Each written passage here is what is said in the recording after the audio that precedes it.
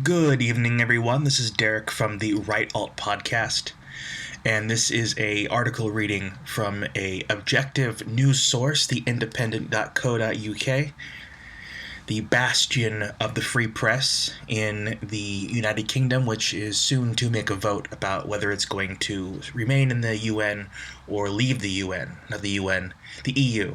Not the same shit, right? Actually, no, it's not. It's a big difference. Anyways, the article, the very objectively worded and probably well-researched article, is called Police in Turkey Blast Pride Parade with Water Cannons, Accidentally Create Rainbow.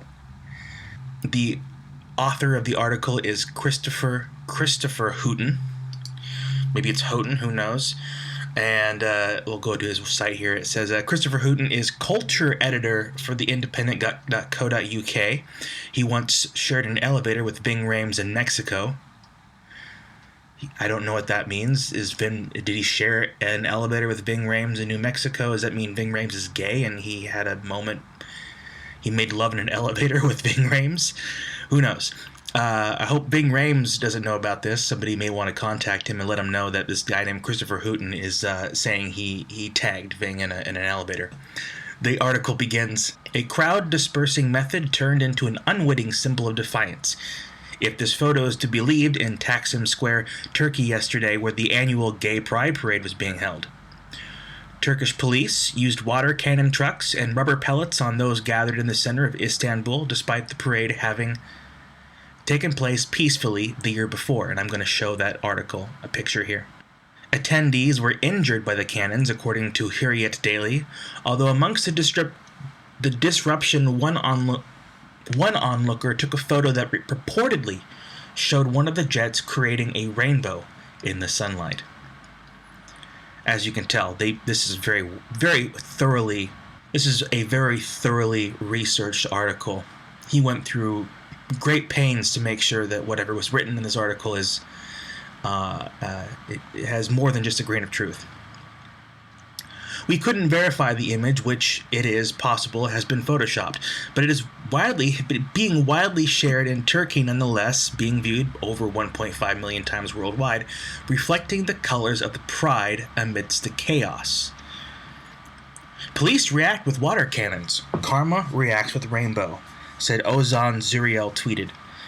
According to the AFP, police took action against the crowd when members of it began shouting slurs against President Recep Tayyip Erdogan sounds like a monster that Godzilla would have fought. It has also been reported that... Oh, this is not going well. This is just not going well. This is horrible. This is a shitty article. Hold on, let's see how long it is. It's almost over. That was it. We got to find another article because that's just a disgrace. You know, we get these tiny little clickbait articles that I see floating around my Facebook feed, and it's been shared, a million times. And somehow this shit goes around, and somehow people click on it, and somehow people take it seriously. I remember picking up a newspaper when I was a kid, and this was, back in the 1990s, 1980s. And the article I read was either an editorial or it was a piece of journalism. An editorial or a piece of journalism. And today those two lines have blurred. I'm not saying that's a bad thing, but I'm just noting that when you read articles like this online, or you see people share it, know that they're not saying anything. There's nothing objectively being said. It's all in the subtext. So I'm going to find another article and I'll be right back. Okay, so I'm back with another article from the independent.co.uk, and this is in the Voices category. The U.S. gun lobby will tolerate infinite slaughter for the rights to bear arms. This is democracy in the raw. That's the headline.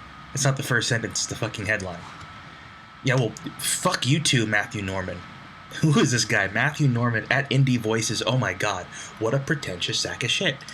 Matthew Norman, a press awards columnist. See, I wanted to read it, but Press awards columnist of the year 2008, the political commentator Matthew Norman also writes the Independent's media diary. So he writes diaries. There's no objective journalism going on here. I mean, there's some facts here and there, but it's mostly opinion, and probably not even the author's opinion, somebody else's opinion, layered over a couple of facts. So let's begin. How many times must a man go berserk before you ban the means of mass death? The answer, my friends, isn't the majestically vague one Bob Dylan gave to the question he posed on the cusp of a more peacenik American age. Yes, how many deaths will it take till he knows that too many people have died? Mused Dylan in 1962, sagely concluding that the answer was blown in the wind. Today, in the context of the U.S. gun law reform, that is a non-rhetorical question with a simple, literal answer. The number of deaths till the men and women, but mostly men, of the National Rifle Association know too many have died is infinite. No amount of body bags, distraught parents, grieving children, and unbearably poignant reports from the perimeter fencing in front of a schools, churches, or gay nightclub has any discernible impact at a legislative level. What happened at Pulse, Virginia Tech, Sandy Hook, and in so many other buildings and regions across the United States could recur monthly for decades, and it would be, oh wow, there's a typo here, and it would be. Lay off the booze, man. And it would still be sanctioned by a force that no U.S. president, however eloquent, determined, and committed to change, can defeat. Okay, so the gun lobby is huge. So's the LGBT lobby. I mean, everybody's got a fucking lobby. They're just bitching about it. Okay, that's great. That force is democracy. Or more accurately, the mighty part of democracy that is a lobbying system of sufficient immorality and blithe indifference to suffering to reduce democracy to a filthy little joke.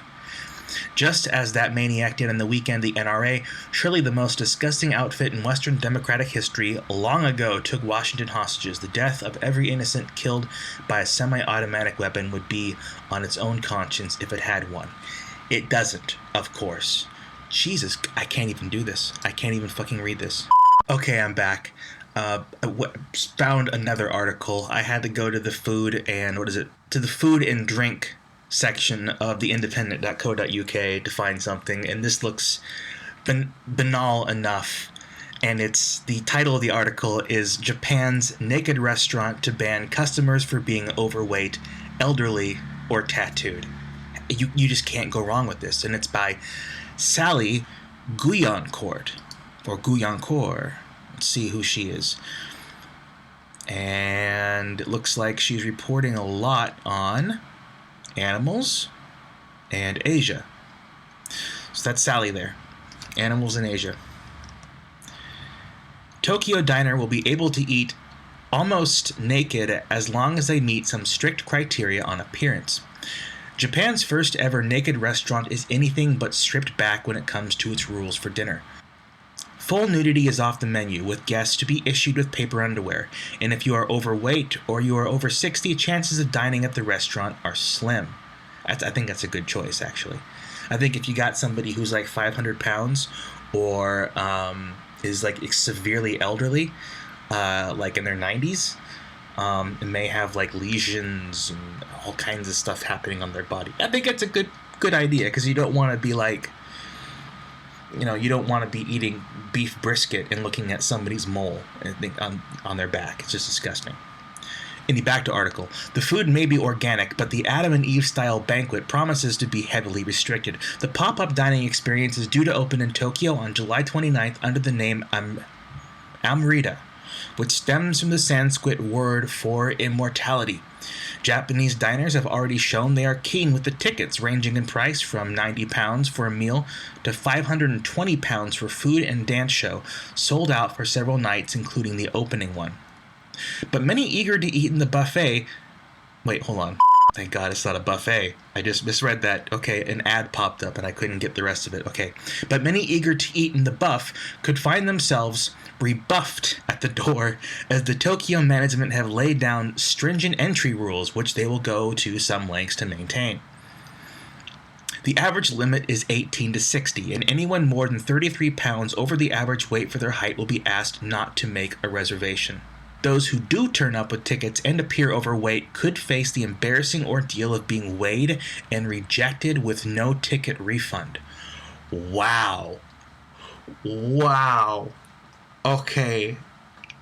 So we had like gay rainbow parade, and we're a horrible country for having a gun to this.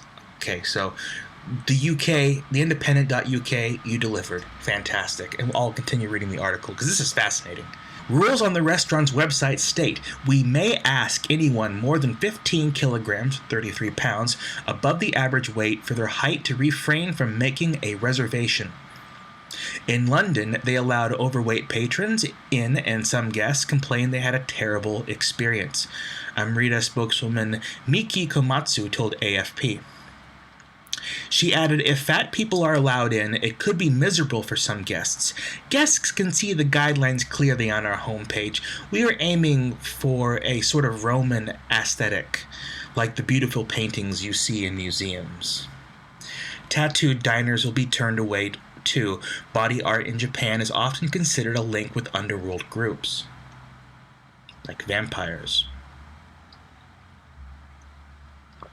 For those who do not, well, it's not vampires, it's tattoos are linked with the Yakuza. Anyways, back to the article. Tattooed diners will be turned away. Oh, for those who do make it into the restaurant, the table etiquette rules are tight. Dinners may not cause a nuisance to other diners with uninvited small talk or tough other restaurant goers. Cameras and mobile phones have to be locked in a box on the table, and despite billing itself as a naked restaurant, patrons will be asked to wear paper underwear.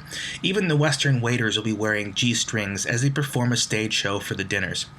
The trend for the naked dining has already taken London on by storm, where Bunyadi opened to the public in Shoreditch this weekend. With a waiting list of 44,200 people, the restaurant offers diners with the chance to dine clothed or naked in very natural environment without electricity or gas on handmade clay plates using edible cutlery. You know, they're really taking the raw vegan paleo thing way too far with that one. Bunyadi founder Seb Lyall said, the idea is to experience pure liberation. We believe people should get the chance to enjoy and experience a night out without any impurities. No chemicals, no artificial flavors, no electricity, no gas, no phone, and even no clothes, if they wish to. So that was 3 articles, and my God. theindependent.co.uk. 1 out of 3 ain't bad. But then again, you know, you ain't the New York Times, and it's like 1 out of 7. But the other ones at least are somewhat entertaining. I can see why The Independent gets a good name. It's got a wide variety of content. This one article alone got 150 shares on social media, Facebook, Twitter, LinkedIn, and email.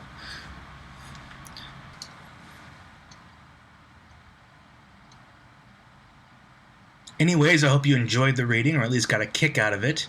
This has been Derrick for the Right Alt Podcast. Feel free to comment down below, hit us up on Facebook or Twitter, link, like this video, share, subscribe, and favorite the fuck out of it if you really want to, and come back soon to the RAP.